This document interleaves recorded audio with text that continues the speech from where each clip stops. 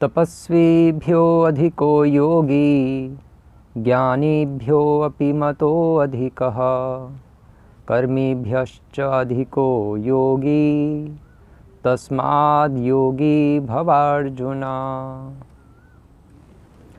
हरे कृष्ण। आज हम भगवद गीता के छठे अध्याय के 46वें श्लोक पर पहुंच चुके हैं। तो ये जो श्लोक है आज वाला, ये श्लोक देखने में तो लग रहा है कि कुछ खास है नहीं इसमें, लेकिन इसमें बहुत डेप्थ है और बहुत कंफ्यूजिंग श्लोक भी है, क्योंकि डिवोटीज इसमें कंफ्यूज होते हैं कि इसमें किसकी बात हो रही है। योगी जब कहा जा रहा है भगवान के द्वारा इस श्लोक में, तो वो किसकी बात हो रही है, इस पॉइंट पर डिवोटीज कंफ्यूज रहते हैं। तो भगवान एक्चुअली पिछले श्लोक में तो भगवान ने अर्जुन को बताया था कि अनेक जन्म संसिद्धस ततो याति पराम गतिम, कि अनेक जन्मों के प्रयास के बाद तब जाकर किसी को मेरी भगवत प्राप्ति होती है। लेकिन अब पॉइंट ये है कि अनेकों जन्मों के बाद वो प्रयास करता रहेगा, अनेकों जन्म प्रयास करता रहेगा, तो फिर उसके माइंड में डाउट आ सकता है। एक जो योगी है, योगी के माइंड में डाउट आ सकता है कि कर्मी जो है, सकाम कर्मी को उसका भोग मिल रहा है, ज्ञानी को उसका मोक्ष मिल रहा है, ध्यानी को उसकी सिद्धियाँ मिल रही है, मुझे तो कुछ मिल ही ना, मैं तो लगाऊँ इतने टाइम से। तो इसलिए भगवान ये श्लोक कोट कर रहे हैं, उसके इस कन्फ्यूजन को, इस डाउट को क्लियर करने के लिए।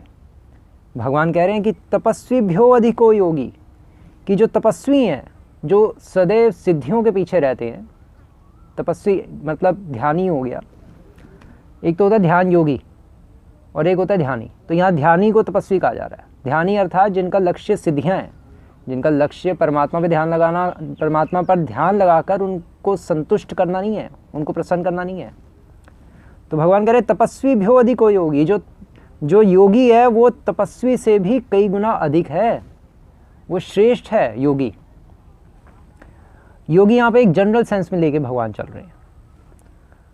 जनरल सेंस मीन्स कि कोई भी योगी हो सकता है, जो भी परम सत्य की खोज में है वो योगी है।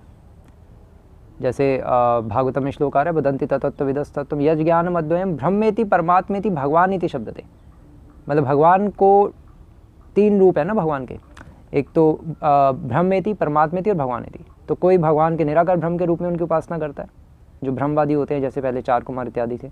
कोई भगवान के परमात्मा रूप में उपासना करता है और कोई भगवान की एज इट इज़ भगवत रूप में ही उपासना करता है, जैसे हम डिवोटीज, कृष्ण भक्त। तो योगी यहाँ पे जनरल सेंस में कहा जा रहा है कि ये जितने भी योगी हैं, कर्म योगी, ज्ञान योगी, ध्यान योगी या भक्ति योगी, ये चारों श्रेष्ठ हैं। किससे श्रेष्ठ है? तपस्वी से, उस तपस्वी से जिसका लक्ष्य सिद्धि है, उस ध्यानी से। और ज्ञानीभ्यो मतो अधिकः, लेकिन जो ज्ञानी होते हैं, ज्ञानी भगवान को निराकार कहते हुए और फिर उनमें लीन होना चाहते हैं, मायावादी जो होते हैं उनको ज्ञानी कहा जा रहा है। तो उन मायावादियों से भी अधिक है योगी।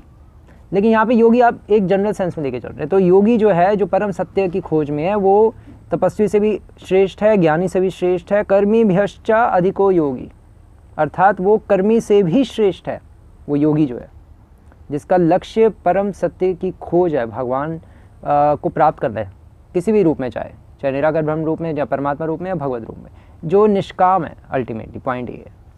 सीसी में श्लोक आ रहा है चैतन्य चरितामृत में, भुक्ति मुक्ति सिद्धि कामी सकल अशांत, कृष्ण भक्त आर निष्काम अतैव शांत। कि जो जिनका लक्ष्य भोग है, भुक्ति, एक्चुअली इसी श्लोक से ही सीसी का श्लोक कोट हो रहा है। इस श्लोक में ये तीनों मेंशन हो रहे हैं। तो भुक्ति मुक्ति सिद्धि, भुक्ति कौन चाहता है, भोग कौन चाहता है, कर्मी, मुक्ति कौन चाहता है, ज्ञानी, और सिद्धि कौन चाहता है, तपस्वी, जो इस श्लोक में कह रहे हैं। सकल अशांत, ये तीनों अशांत रहेंगे।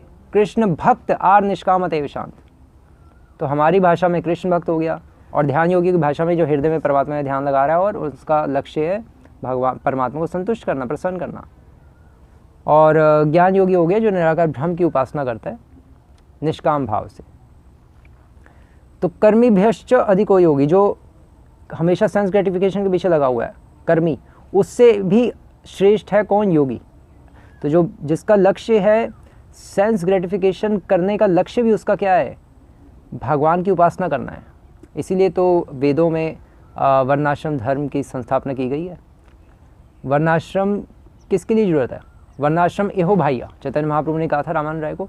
तो वर्णाश्रम की जरूरत उसके लिए है जिसकी अभी भी भोग वासना है, लेकिन वो भगवान की भक्ति भी करना चाहता है।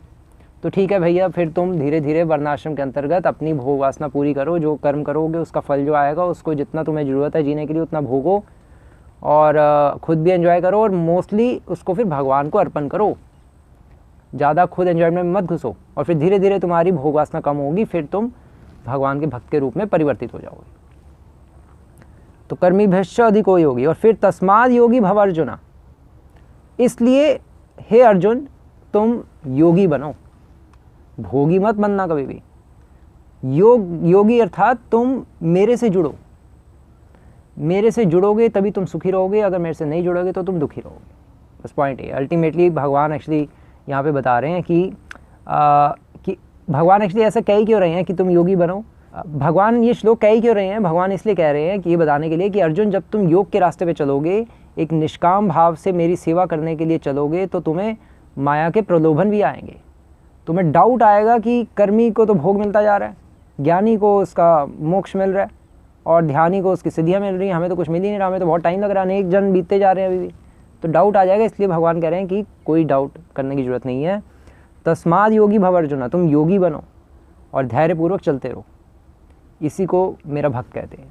और जिस तरह से जब नरोत्तम दास ठाकुर भी जब वृंदावन से अपने खेतरी ग्राम गांव वापस जा रहे थे, जब नरोत्तम दास ठाकुर, श्रीनिवासाचार्य और श्यामानंद पंडित, तो लोकनाथ गोस्वामी ने नरोत्तम दास ठाकुर को कहा था कि तुम जा रहे हो तो तुम एक तो शादी मत कर लेना और मछली मत खाना, ऐसा कह के भेजा। क्यों? क्योंकि ये बताने के लिए कि तुम्हें प्रलोभन बहुत आएंगे, तुम योग के रास्ते पे हो, तुम सत्य के अनुयायी हो, और जो सच्चे रास्ते पर चलता है तो उसको फिर माया प्रलोभन भी देती है, तो तुम प्रलोभित मत हो जाना। तो उसी तरह से भगवान इस श्लोक में अर्जुन को कह रहे हैं कि तुम तपस्वी से, ज्ञानी से, कर्मी से उनको फल मिल रहा है, मुझे नहीं मिल रहा है, ये सोच के तुम प्रलोभित मत हो जाना, उनके रास्ते में मत चले जाना।